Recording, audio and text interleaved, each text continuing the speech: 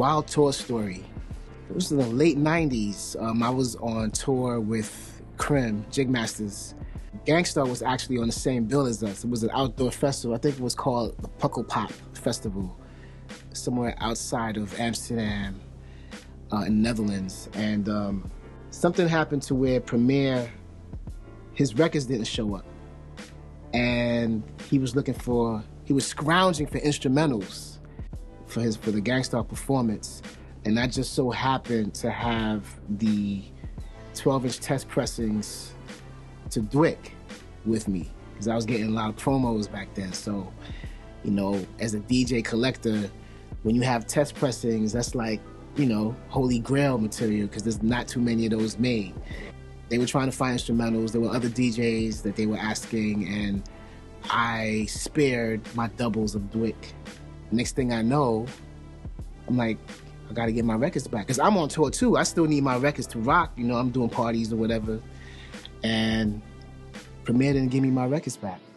God rest his soul, Guru was like, yo, what's up? I was like, man, I'm sorry, but I know he's premiering everything, but I need my records back. he went on the bus and was like, yo, Premier, give Spinna back his records. I'll never forget that. So yo, Spinna needs his records back, man. And I kind of felt bad about it, because I'm like, you know, he made the record.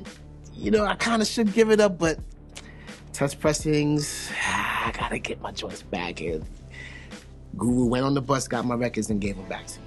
I never even saw Premier. Like, he didn't even come out the bus to thank me. We cool now. What up, Primo? But back then, sorry. I had to get my joints back. Here's a wild tour story. So again, Jig Masters, we're on tour. This is like late 90s again, and it was actually a raucous tour.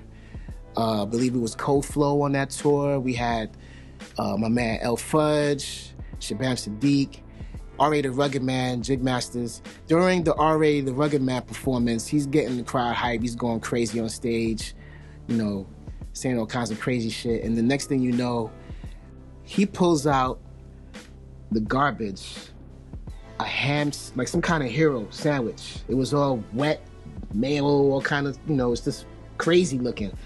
And I seen this dude grab this joint and whack, just smack this dude in the audience across the face. And you see like all this mayo and craziness drip. And the dude was like excited. He was like, like, yeah! Like, he was totally with that. And that just blew my mind that someone accepted that, you know what I'm saying? But I guess in certain cultures, it's cool to get slapped in the face with a hero by your favorite rapper. Yeah, that was pretty ill to experience. I don't really have a Phife Dawg story, because we connected really late. I was much cooler with Ali Shahi Muhammad and Q-Tip, and ran into them more often and connected with them more often. I think for me, Ali, the main reason why we were so distant is because he left New York, while Tip and Ali pretty much stayed in New York City, so we never really had a chance to click and connect.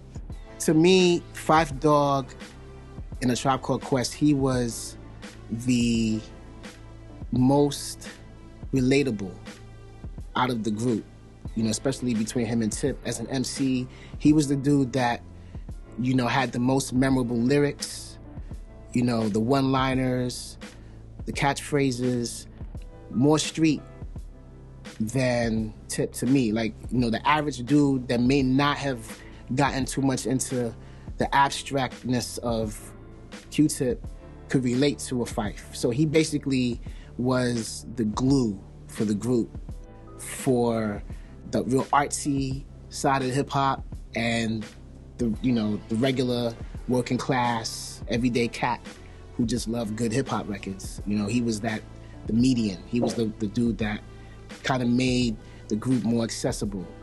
Otherwise, like, if he wasn't in the group, I think a lot of what Tip says, although he's a really dope MC, I respect him so much as an MC, but I think he may have gone over a lot of people's heads. So Phife was the one that kind of reeled in the average listener, the average person. He was relatable, you know, lyrically in the group.